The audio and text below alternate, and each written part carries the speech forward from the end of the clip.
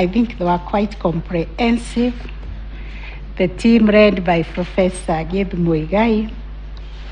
You can see what we want to understand is this disconnect arising from IMBC.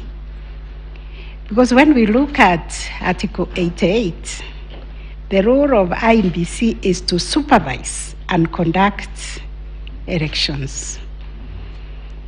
I do not want to repeat this question.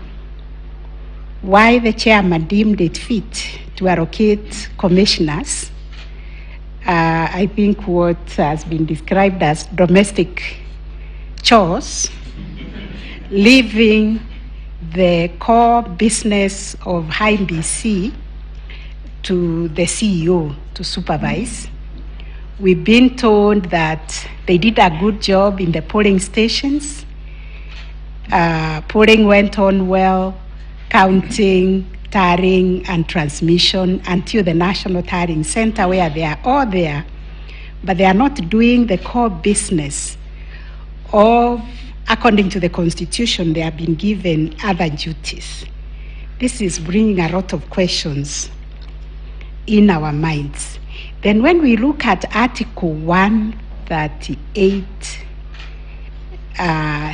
3C, we see they have a law, at least to look at the tallying results and ask questions whether the president-elect met the constitutional threshold before the chairman can go and announce the results, because we all understand nobody can tinker with the forms 34As and B the way they have come. And you have heard IMBC being likened to the Supreme Court, much to the chagrin of the judges here,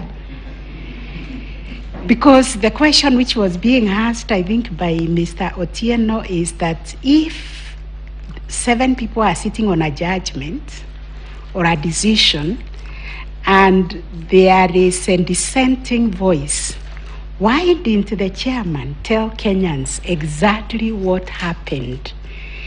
That we conducted this election, we came to the National Tallying Center, we have these results, but some of the colleagues have a dissenting voice. They will tell Kenyans why they are dissenting. Another thing that worries us, and I think your team should answer, is why the live streaming of the results stopped. Because if Kenyans were able to follow the streaming from the beginning to the end, which was being done in the spirit of accountability and stability and transparency, then the rhyme which we were being told of the pige ponki would not arise, because there would have been no confusion. We know this is how things are happening, and therefore maybe the losing candidate who is being called to go to the National Tallying Center can decide not to go, because they know already the results they are on the screen.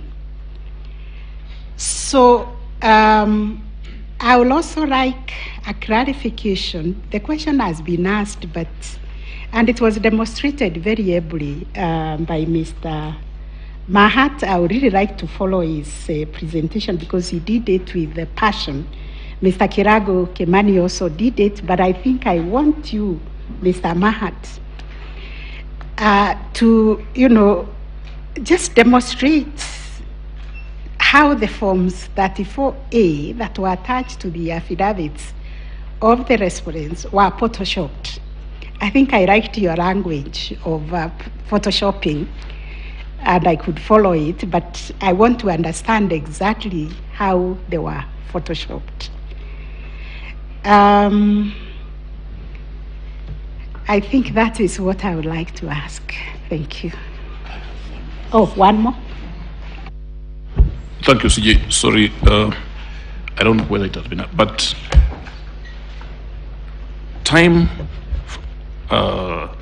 without number, the issue of the 27 constituencies whose results, it is said, had not been included in the final tally before the announcement was made, keeps coming up.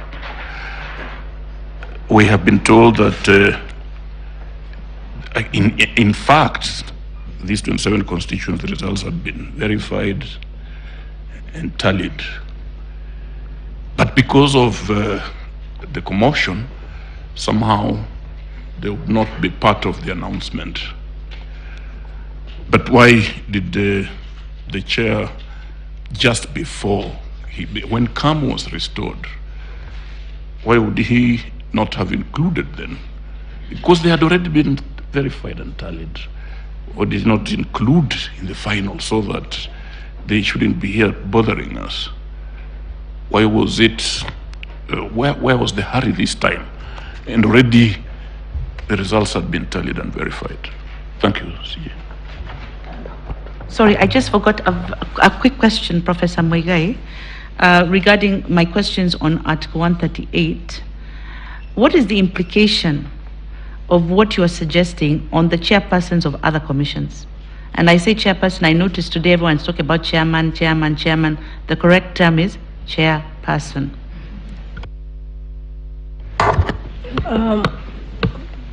Senior Counsel,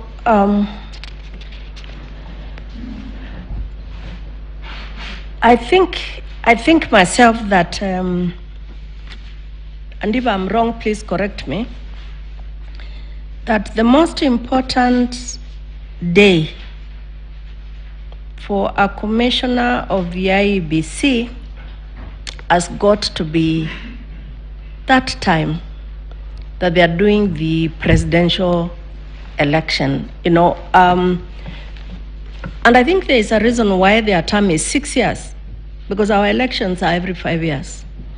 So that, I think it's likely that in the 6 years, or whatever time one gets in, a commissioner would have to conduct an election, a general election. Let's not just say presidential, but a general election. Therefore, what is the role of the commissioner, the 7 commissioners? Back to my question number 1, and strictly under Article 140 for me, and 138 3C. Thank you.